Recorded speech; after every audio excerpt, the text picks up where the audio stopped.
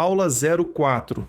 Sendai Framework for Disaster Risk Reduction, 2015 a 2030. Nesta aula, aprofunda-se o Sendai Framework for Disaster Risk Reduction, 2015 a 2030, o mais abrangente e atual marco global da ONU sobre desastres. São analisadas suas 4 prioridades de ação, seus 7 objetivos globais e a mudança conceitual central. Desastres não são naturais, mas resultado da interação entre ameaças, exposição, vulnerabilidade e capacidade. A aula destaca o avanço metodológico do Sendai ao introduzir métricas, indicadores, metas mensuráveis e forte integração com saúde, mudanças climáticas, desenvolvimento sustentável e direitos humanos. O Sendai Framework é discutido como um instrumento político, técnico e ético para lidar com a complexidade dos riscos contemporâneos. O debate sobre este episódio foi gerado pelo Google Notebook LM e passou por revisão humana. Olá, hoje a gente vai mergulhar num documento das Nações Unidas que, olha, pode até parecer meio burocrático pelo nome. Um pouco, né? O nome é longo. Marco de Sendai para a Redução do Risco de Desastres 2015-2030. Mas, na verdade, ele muda as regras do jogo quando o assunto é desastre. Muda completamente, e a nossa missão aqui é tentar entender uma virada de chave fundamental que ele propõe. A gente parar de pensar só em como responder à tragédia e começar a agir para que ela, nem aconteça. Isso. É sair da reatividade e ir para a proatividade. Exato. Sair da defensiva e ir pro ataque. E vale lembrar, que ele não surgiu do nada. Ele é uma evolução de um plano anterior, o Marco de Hyogo, o que já mostra que o mundo estava tentando aprender com os próprios erros. Exatamente. E a palavra-chave é essa, aprender com os erros, porque a necessidade dessa evolução era desesperadora. Imagino que sim. Os números que o próprio documento traz no começo são um soco no estômago. Pensa só na década antes dele ser assinado, de 2005 a 2015. Ok. Mais de 700 mil pessoas morreram em desastres. Mais de 1,4 milhão ficaram feridas. E as perdas econômicas passaram de 1,3 trilhão de dólares. É um número tão grande que a gente nem consegue visualizar direito. É o PIB de um país grande. É como se o PIB inteiro da Espanha ou da Austrália evaporasse em 10 anos por causa de desastres. A conta simplesmente não fechava mais. 1 trilhão de dólares. Uau! Isso deixa muito claro que o modelo antigo era insustentável. Ok, vamos analisar isso melhor então. No texto, eles dão uma pista fundamental dessa mudança ao martelar o tempo todo na expressão gestão do risco de desastres. Sim. Em vez de só gestão de desastres. Parece um detalhe, um jogo de palavras, mas imagino que a diferença seja brutal na prática. É a diferença entre o dia e a noite. A gestão de desastres tradicional era o time dos bombeiros, do resgate, da ajuda humanitária, um trabalho heróico, claro, essencial. Com certeza. Mas que sempre chegava depois que o incêndio já tinha começado. O foco era na resposta à emergência. Faz todo sentido. É como na saúde, Uma coisa é ter os melhores cirurgiões de emergência do mundo para tratar um infarto. Outra, completamente diferente, é focar em dieta, exercício, exames preventivos para que o infarto nem aconteça. Uma é a gestão da doença, a outra é a gestão do risco de ter a doença. A analogia é perfeita, é exatamente isso. E o Marco de Sendai aposta tudo nessa segunda abordagem. O objetivo principal dele, dito com todas as letras, é prevenir novos riscos e reduzir os riscos de desastres existentes. Ele te força a fazer outras perguntas. Exato. Ele nos obriga a perguntar por que as casas estão sendo construídas em áreas de risco de deslizamento. Por que nossa infraestrutura não aguenta chuvas mais fortes? Como a gente pode fortalecer uma comunidade antes que a inundação chegue? Certo. A gestão do risco é fazer um manejo preventivo, proibir construções em áreas de altíssimo risco, exigir materiais melhores.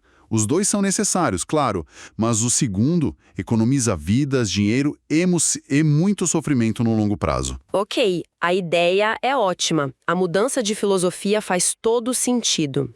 Mas como é que se tira isso do papel? Um documento da ONU pode acabar sendo só uma carta de boas intenções, né?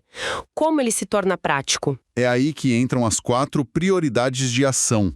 Elas são um tipo roteiro, o passo a passo que o Marco de Sendai propõe pra gente. Um plano de ação, isso.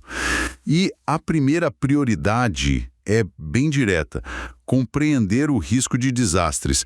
Não dá para lutar contra um inimigo que você não conhece. E compreender o risco deve ser muito mais do que olhar a previsão do tempo, imagino. Muito, muito mais. O documento fala em entender o risco em todas as suas dimensões. O que isso quer dizer? Isso significa mapear não só onde pode chover forte ou onde a terra pode tremer, mas também onde estão as populações mais vulneráveis, qual a capacidade de resposta que cada cidade tem, que tipo de construção vai ser mais afetada. Entendi. O impacto no meio ambiente local, tudo isso. Exatamente. E o documento dá pistas de como fazer esse diagnóstico, porque isso parece exigir uma tecnologia e uma quantidade de dados que muitos lugares simplesmente não têm. Sim, e aqui está uma das partes que eu acho mais geniais e realistas do Marco. Ele recomenda ações como coletar dados de forma sistemática, criar mapas de risco públicos. Para todo mundo ter acesso. Para que todo mundo saiba onde está pisando.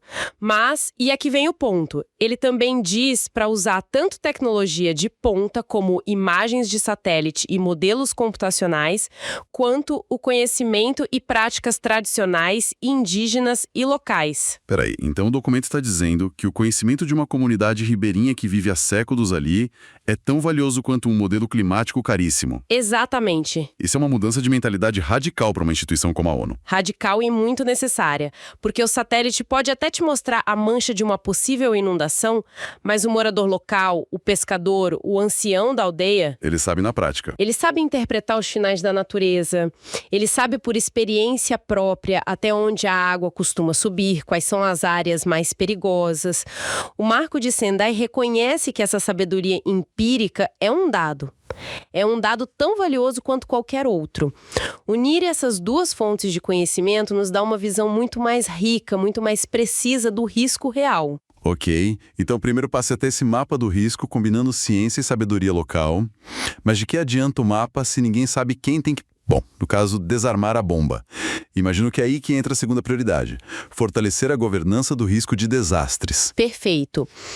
Governança é a palavra que define as regras do jogo e quem joga em que posição. O documento deixa claro que o Estado tem a responsabilidade principal, mas que ela é compartilhada. Ah, compartilhada. Não adianta só a Defesa Civil se preocupar com isso. Isso me parece um ponto crítico. Porque na prática, a responsabilidade compartilhada muitas vezes vira responsabilidade de ninguém, né? Se a culpa é de todo mundo, no final não é de ninguém. Como o Marco lida com essa realidade? Ele lida com isso exigindo que a redução de risco deixe de ser um setor isolado e passe a fazer parte do DNA de todas as políticas públicas. Como assim? O documento cita exemplos. A redução de risco tem que estar na lei de uso do solo, para não se construir onde não pode. Tem que estar no Código de Obras, exigindo construções mais seguras.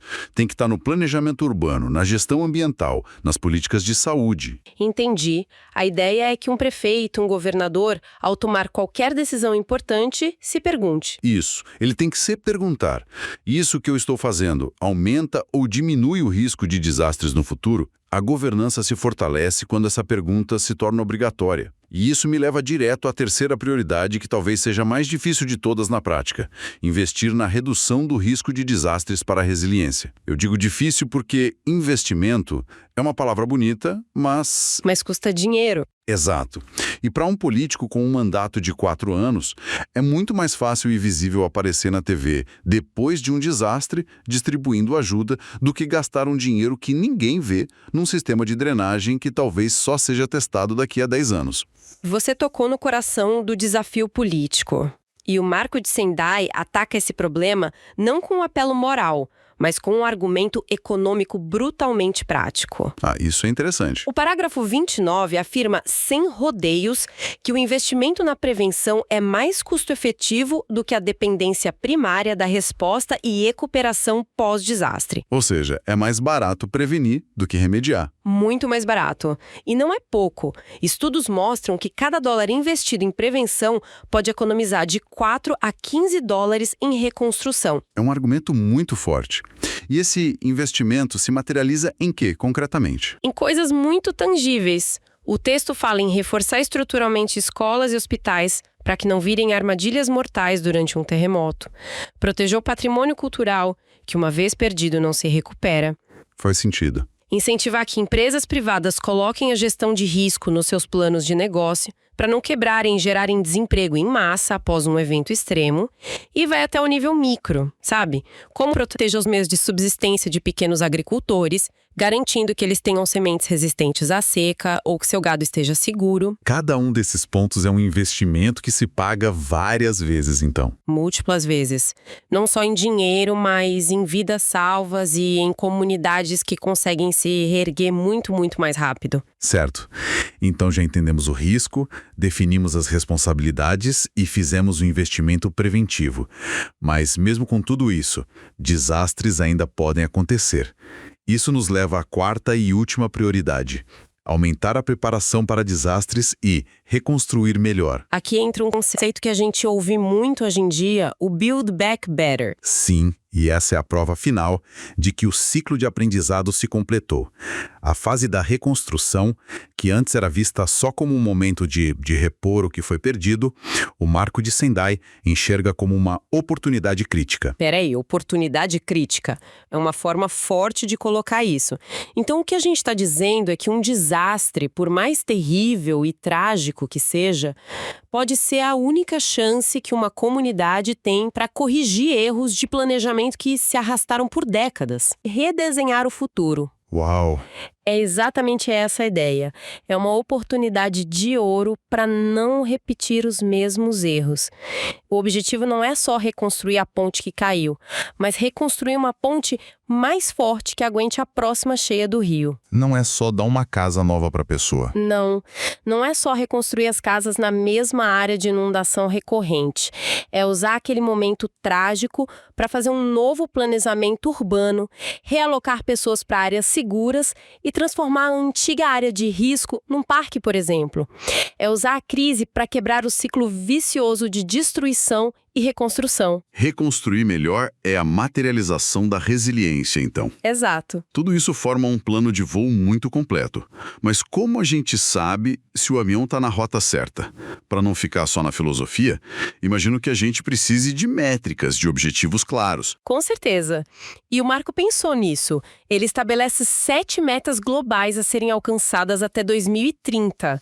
Isso transforma o documento de uma declaração de princípios num plano de ação com resultados que podem ser medidos e cobrados. Deixa de ser só uma carta de boas intenções. Isso, vira um boletim com notas a serem entregues. E quais são as principais notas desse boletim? Olha, eu vou destacar 3 que dão a dimensão da ambição. A primeira, reduzir substancialmente a mortalidade global por desastres. A segunda, reduzir substancialmente o número de pessoas afetadas globalmente. São metas bem diretas. Sim. E a terceira, que tinha um prazo mais curto, até 2020, aumentar substancialmente o número de países com estratégias nacionais e locais de redução de risco. Essas metas criam um senso de urgência e, fundamentalmente, de accountability. Os países precisam agir e reportar seu progresso. Então, o que tudo isso significa no fim das contas? O que fica dessa nossa análise é que o Marco de Sendai é muito mais que um manual técnico. Ele representa uma virada de chave, uma mudança de paradigma mesmo. Sim, uma grande mudança. A gente sai daquela imagem do herói do resgate que age no caos para a figura talvez menos glamurosa, mas muito mais eficaz do planejador, do engenheiro, do líder comunitário, que agem na prevenção. Isso. É a ideia de que a responsabilidade é de todos, né? Do governo federal ao cidadão. A síntese final é que o risco de desastre não é um raio que cai do céu, não é um ato de Deus ou mero azar. O risco é o resultado de uma equação. Uma equação, sim. De um lado, você tem um perigo, uma chuva intensa, um tremor de terra, uma seca prolongada.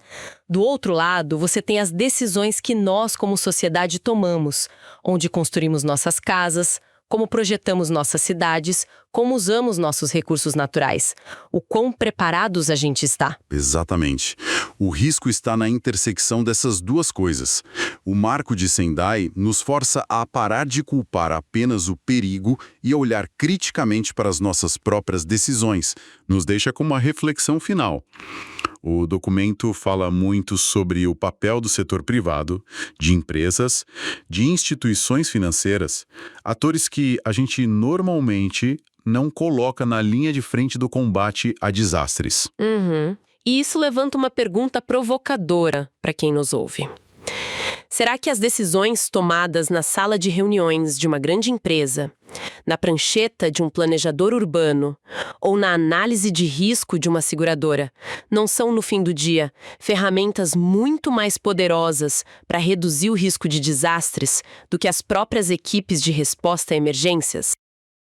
Este curso da Hopeful Brasil apresenta a evolução da agenda de desastres da ONU dos anos 1970 ao Sendai Framework 2015 a 2030. A partir dos marcos Yokohama, Hyogo e Sendai, analisa a transição da resposta emergencial para a redução do risco de desastres, destacando vulnerabilidade social, governança e métricas globais.